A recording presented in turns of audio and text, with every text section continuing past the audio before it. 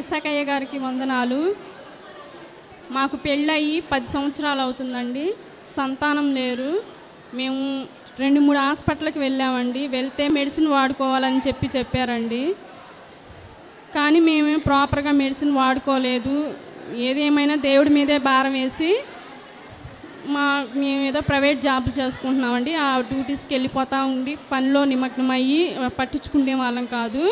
మాకు తర్వాత ఇక్కడికి వచ్చిన కొంతమందిలో చెప్పారండి, ఒంగోలులో ఇసాకయ్య గారు వస్తారు, అక్కడికి వస్తే మీకు పిల్లలు పుడతారని చెప్పారండి. చెప్పిన తర్వాత మేము ఇక్కడికి వచ్చి ఇసాకయ్య గారికి చెప్పి ప్రార్థన చేయించుకుంటే, నీకు ఎవరు కావాలమ్మా, బాబు కావాలా పాప కావాలా అని అడిగారు.